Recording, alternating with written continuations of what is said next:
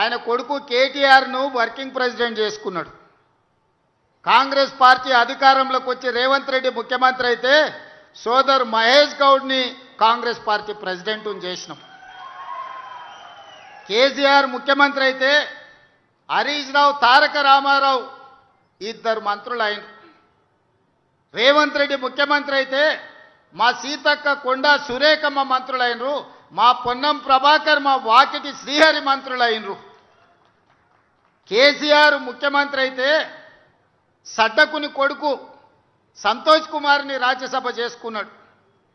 కానీ నేను ముఖ్యమంత్రి అయితే మిత్రుడు వేం నరేందర్ రెడ్డిని ఈరోజు రాజ్యసభకు పంపించిన. అనిల్ కుమార్ యాదవ్ ఈయనే ఉన్నాడానే లేచి నిలబడరా నాయన. ఇగో పిల్లగాన్ని పంపించిన రాజ్యసభకు, పెద్దల సభకు. నేను ముఖ్యమంత్రి అయితే అనిల్ యాదవ్ హైదరాబాద్ నుంచి రాజ్యసభకు పంపించిన. పిల్లగాడు ఎట్లున్నాడు చూడు, గట్టే కుస్తీ పైల్వాన్ లెక్క.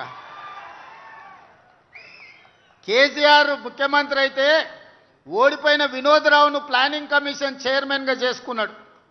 కానీ నేను ముఖ్యమంత్రి అయితే కోదండరామ్ గారిని ప్రొఫెసర్, తెలంగాణ సాధించిన ప్రొఫెసర్ను ఎమ్మెల్సీగా నియమించిన. కేసీఆర్ ముఖ్యమంత్రి అయితే ఆయన బిడ్డను ఎంపీ చేసుకున్నాడు, ఓడిపోతే ఎమ్మెల్సీ చేసుకున్నాడు. కానీ నేను ముఖ్యమంత్రి అయితే వీరనారి చాకలి ఐలమ్మ మన్వరాల్ని మహిళా కమిషన్ సభ్యురాలుగా చేసిన. మొట్టమొదటి మళ్ళీ తెలంగాణ ఉద్యమంలో అమరుడైన శ్రీకాంతాచారి తల్లిని శంకరమ్మను పబ్లిక్ సర్వీస్ కమిషన్లో సభ్యురాలుగా నేను చేసిన. ఇవాళ ఆయనదేమో ఫ్యామిలీ జస్టిస్, నాదేమో సోషల్ జస్టిస్. సోదరులారా, అది దొరల న్యాయం, నాది సామాజిక న్యాయం. ఆయన ముఖ్యమంత్రి అయితే దయాకరావును మంత్రిని చేసుకున్నాడు. నేను ముఖ్యమంత్రి అయితే అట్లూరు లక్ష్మణ్ వేదిక మీదనే ఉన్నట్టు మా సోదరిని ఈరోజు దళిత బిడ్డను ఇవాళ మనం మంత్రిగా చేసుకున్నాం.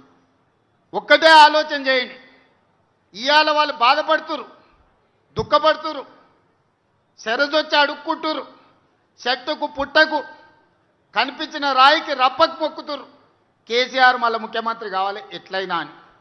ఎందుకయ్యా అంటే 1000 ఎకరాలలో ఆయన ఫామ్ హౌస్ కట్టుకున్నాడు, 100 ఎకరాలలో కొడుకు కట్టుకున్నాడు, 50 ఎకరాలలో బిడ్డ కట్టుకున్నది, 25 ఎకరాలలో అల్లుడు కట్టుకున్నాడు. మరి వాళ్ళకి ఆయనే కావాలి కదనే ముఖ్యమంత్రి.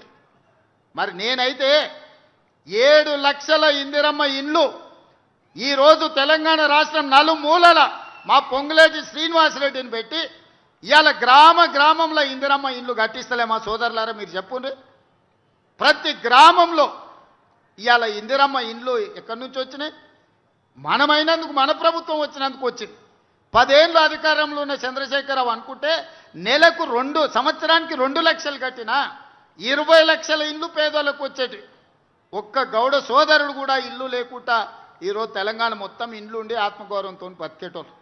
వాళ్ళకి ఏ రోజు కూడా పేదోడి ఇంటి మీద ధ్యాస లేదు, పేదోడి బతుకును బాగు చేయాలన్న ఆలోచన లేదు. ఆయన ఉండడానికి 10 ఎకరాలలో అక్కడ గడి కట్టుకున్నాడు, కొడుకు ఇంటికి వస్తలేడని వాస్తు బాగాలేదని గిది కట్టిండు. కానీ బుద్ధి చక్కగా లేకపోతే దశ దిశ అంటారు. దిశ చక్కగా లేకపోతే దశ వనికిరాదు. ఆయన దిశ ఆయన దశ 2 బాగలేక నేను మా బట్టను వచ్చి అక్కడ కూర్చున్నాం. అవునా? అందుకే మిత్రులారా, ఈ ప్రభుత్వం మీది. మీరు ఆలోచన చేసి నిర్ణయం తీసుకోండి. ఎన్నడని సెక్రటేరియట్ దగ్గరికి మిమ్మల్ని రానిచ్చండి. ఆయన ఉన్నప్పుడు ఎన్నడన్నా ప్రగతి భవన్లో గద్దరన్న పోతే గేట్ కాడ ఎర్రటెండ కూర్చోబెట్టిండు. అందశ్రీ పాటను 10 ఏళ్ళు బందీ చేసిండు ఫామ్ హౌస్లో.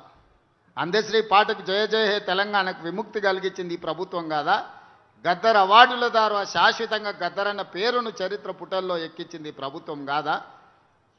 మాదిగ ఉపకులాల వర్గీకరణ 30 ఏళ్ల రావణ కాష్టాన్ని ఇవాళ